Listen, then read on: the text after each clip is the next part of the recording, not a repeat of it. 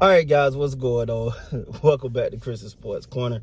Real quick, man. Hope everybody's having a great motivation Monday, man.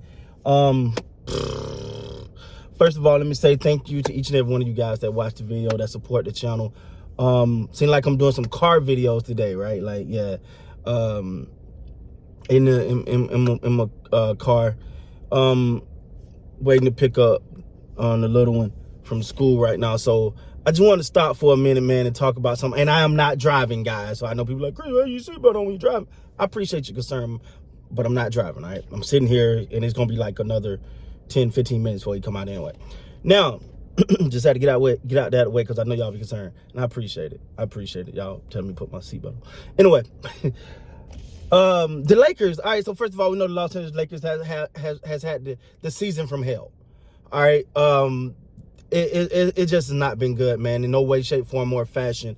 And don't seem like it just seemed like the hits keep coming, man. You look at, and we'll talk about this later, but the criticism of Kareem Abdul-Jabbar towards LeBron James, and now you're hearing Magic Johnson come out and say the Lakers could have had DeMar DeRozan, Buddy Hield, Alex Caruso, KCP. But they decided to go with Russell Westbrook.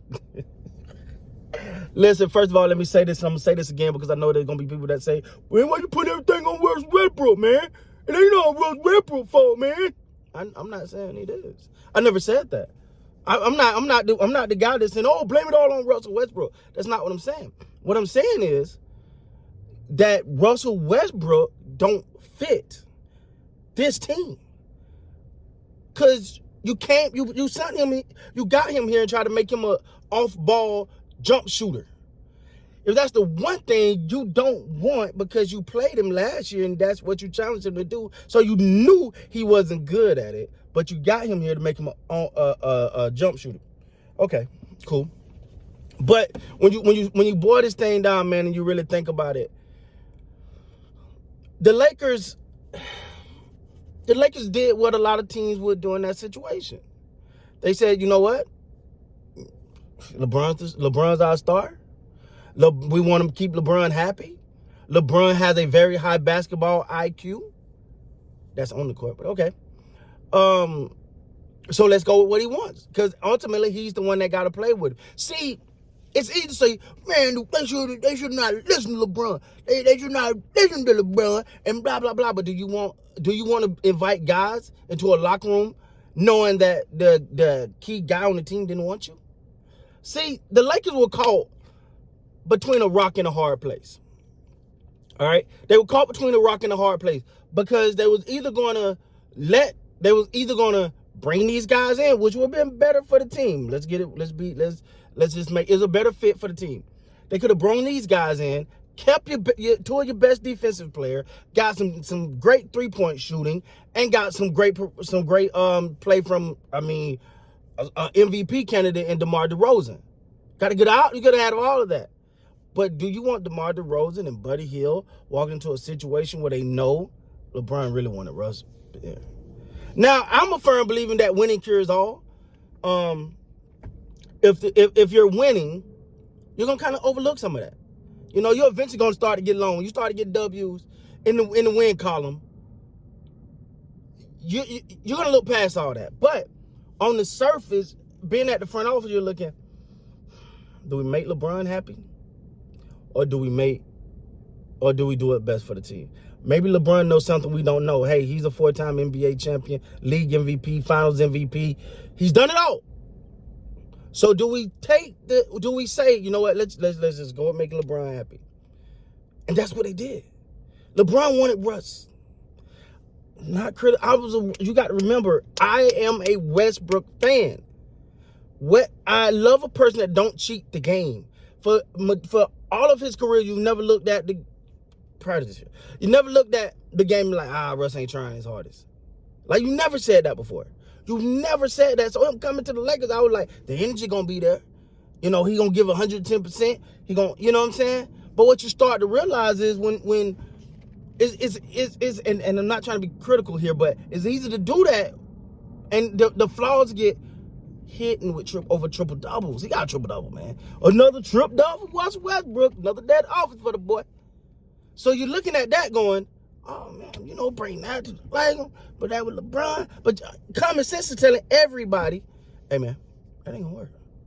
Hey man, that ain't gonna work. Hey man, that ain't gonna work.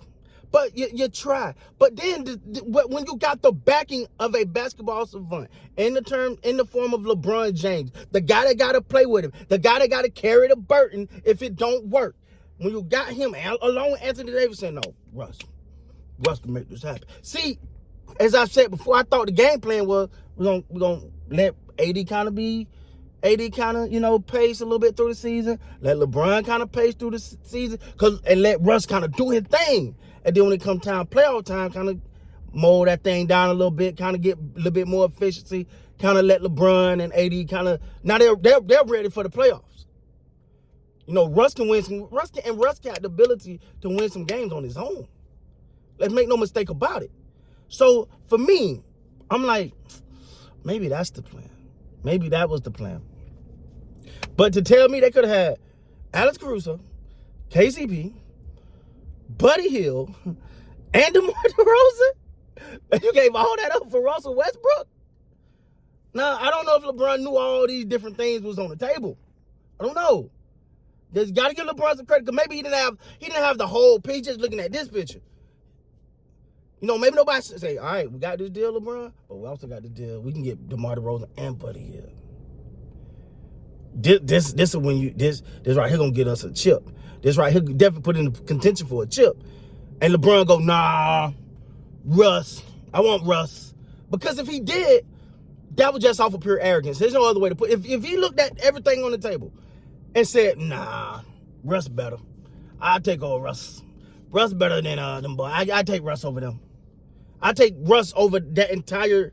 Then that for one is just arrogance on his part. Now, like I said, maybe he didn't have the whole picture. Maybe that was the case. He didn't have the whole picture. He didn't know everything that was being offered, everything that was on the line, everything that he could have received, that the team could have received. But I don't know. Right now, it don't look good. I was looking today. The Lakers got a 3%. That's right, 3% chance at even making the damn play-in. This was a failure. Rob Pelinka, you got some work to do. And I don't know how you're going to salvage it. I tell you what, if you can turn this around and you can get this team in championship contention next year, you definitely GM of the year. Because it's sad right now. So with that being said, guys, please like, comment, subscribe to the channel. Thank you guys so much for the support. All love to you guys. It's Monday. Hope you're motivated. And hope we're going to continue to get out there and let's finish the day strong. With that being said, please like, comment, subscribe to the channel. Until next time, man. You guys be great.